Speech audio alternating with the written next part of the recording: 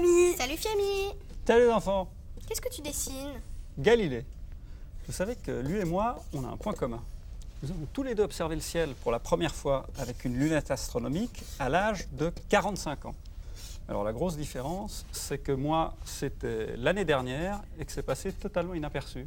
Alors que pour Galilée, c'était il y a exactement 400 ans. Ce qu'il a vu, personne ne l'avait jamais vu avant lui et ça a changé notre compréhension du monde. Mais Galilée, c'est pas celui qui a dit que la Terre n'était pas au centre du monde par hasard? La Terre est pas au centre du monde. C'est pour répondre à cette question qu'on va partir à Venise en 1609 à la rencontre de notre ami Galileo Galilei. Il s'appelait 2 fois pareil.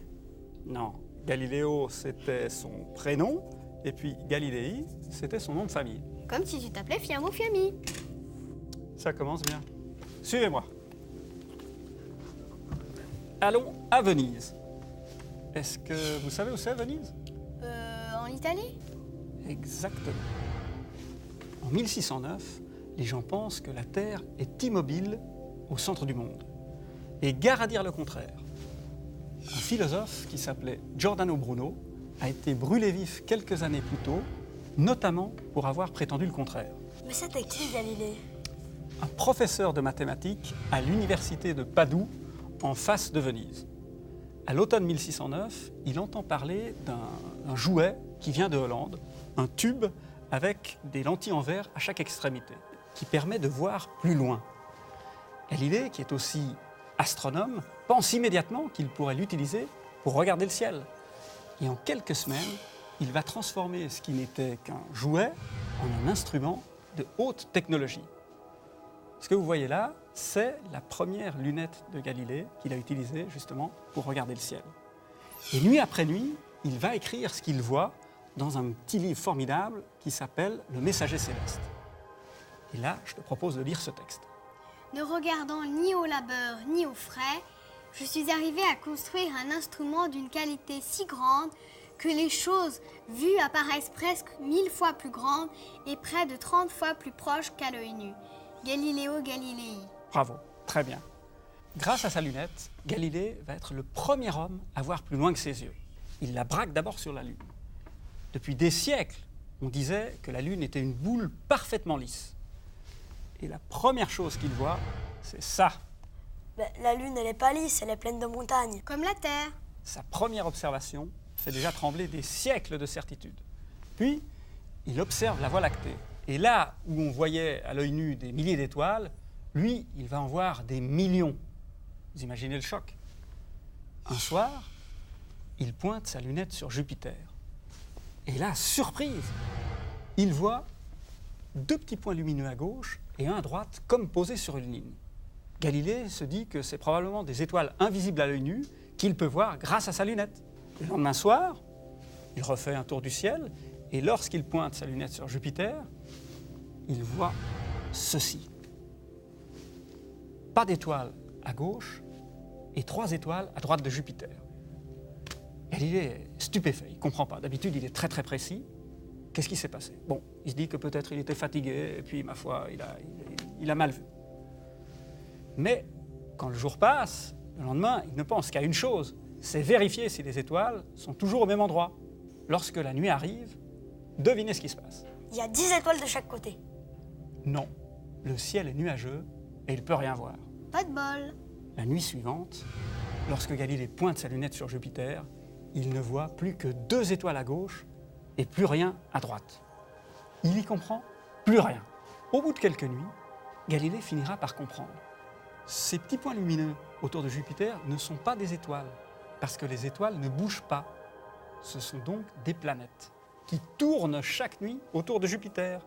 Et s'il est possible que des planètes tournent autour d'une autre planète, alors il est aussi possible que la Terre tourne autour du Soleil. Mais si la Terre bougeait, on le sentirait. C'est exactement ce qu'on a dit à Galilée. Et c'est aussi ce qu'on avait dit à Aryabhata en Inde 11 siècles plus tôt.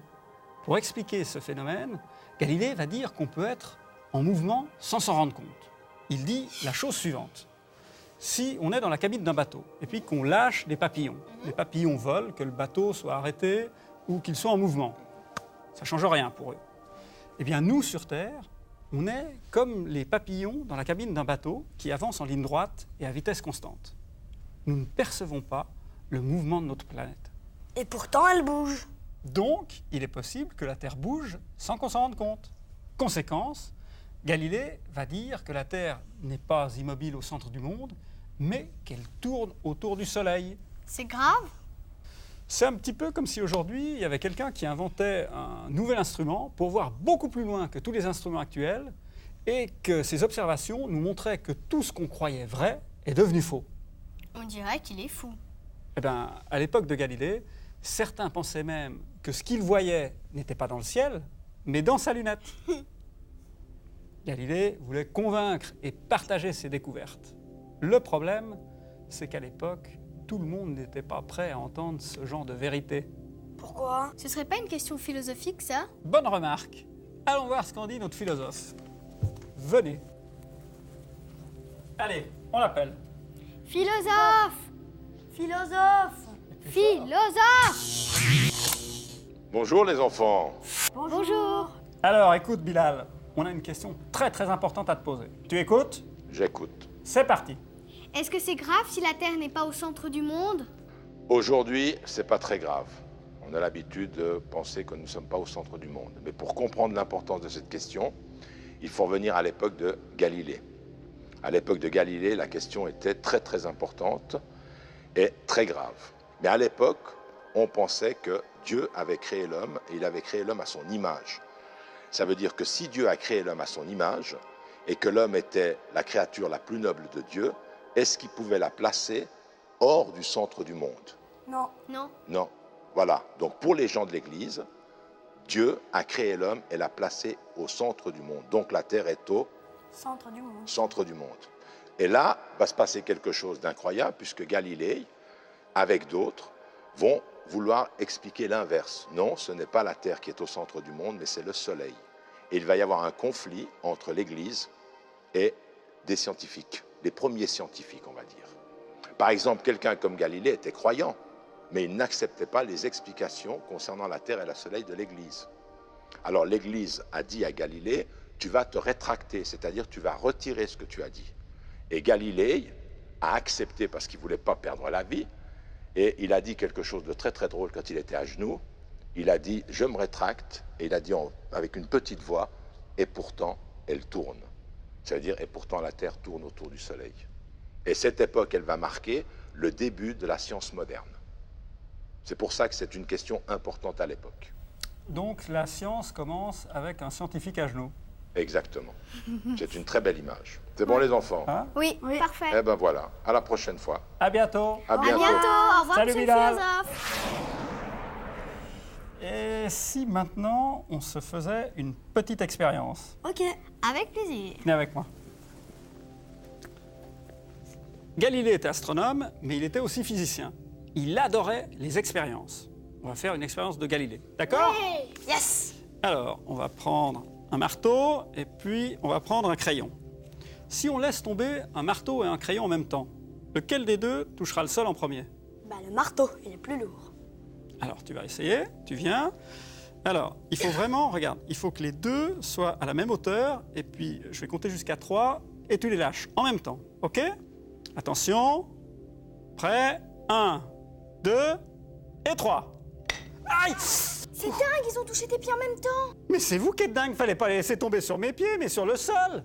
Excuse, je suis nul en physique. La science, c'est hyper dangereux. Alors, Galilée a expliqué ce phénomène en disant que dans le vide, les objets lourds et légers tombent à la même vitesse. Ah bah, je suis sûr que si on prend un marteau et une plume, ça marche pas ton truc. Parce que sur Terre, on n'est pas dans le vide, et donc l'air freinera la plume. Donc ça marche pas. En 1971, des astronautes ont fait cette expérience, mais sur la Lune. Pourquoi sur la Lune? Parce que sur la Lune, il n'y a pas d'air, on est dans le vide. Vous voulez voir ce que ça a donné? Ouais! Alors, regardez bien. Là, il y a des astronautes, ok? Vous voyez? Ici, il a un marteau. Vous voyez le marteau? Oui. Oui. D'accord? Là, il a une petite plume. Regardez bien. Une petite ligne blanche, c'est une plume. Il est sur la Lune, hein, là, le monsieur. Attention, il va bientôt les lâcher. C'est quand tu veux, mon gars. D'accord? À 3, tu les lâches. 1, 2 et 3. Paf! Vous avez vu? Ils ont touché le sol exactement en même temps. Pas mal, hein? Pas mal, Galilée. Mais ce que j'ai pas compris, c'est que si la Terre est pas au centre du monde, il est où le centre du monde? Moi, je dis que seul un astronome à la tête à l'envers pourrait répondre à une question aussi pointue. Moi, je dis qu'un astronome pointu à la tête à l'envers pourrait bien se planter. On va l'appeler. Allô Alain, ici la Suisse, est-ce que tu m'entends? Allô, allô? Hola, hola. Les enfants, je vous rappelle qu'Alain Maury est un brillant astronome qui vit au Chili, au milieu du désert d'Atacama, le désert le plus sec du monde. Dis donc, t'es pas trop sec là aujourd'hui dans ton désert? Non, là, ça va, il fait... Le temps est humide, il fait dans les 5% d'humidité. Ah ouais, d'accord, tu transpires. Pratiquement, ouais. Écoute, ne te retourne pas tout de suite, mais j'ai l'impression que t'as une drôle de bête, une espèce de monstre derrière toi. Oui, je pense, ouais. Qu'est-ce que c'est que ce truc?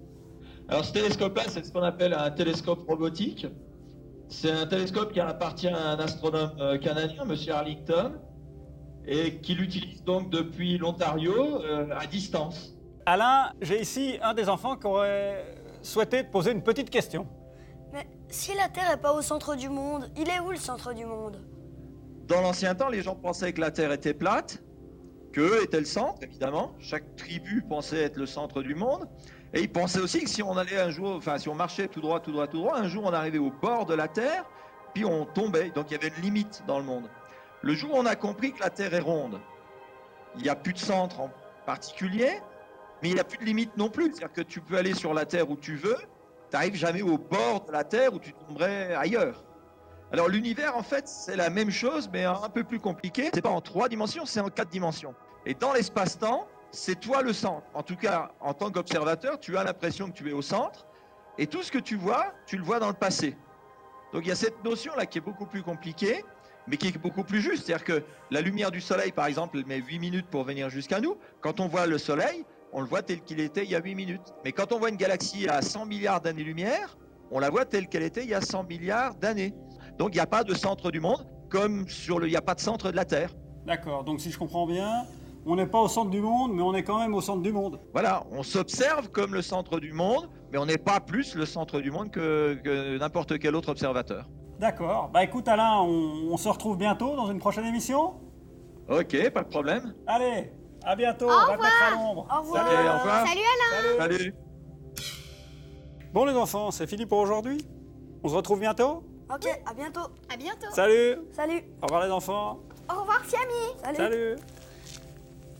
Ça te fait quoi de savoir qu'on n'est pas au centre du monde? Moi, je m'en fiche, le centre du monde, c'est moi. Quel crâneur. Mais non, toi aussi, t'es au centre de ton monde. Moi, au centre du monde? Mais non, pas au centre du monde, au centre de ton monde. Mais alors Fiami n'a rien compris, faut refaire l'émission.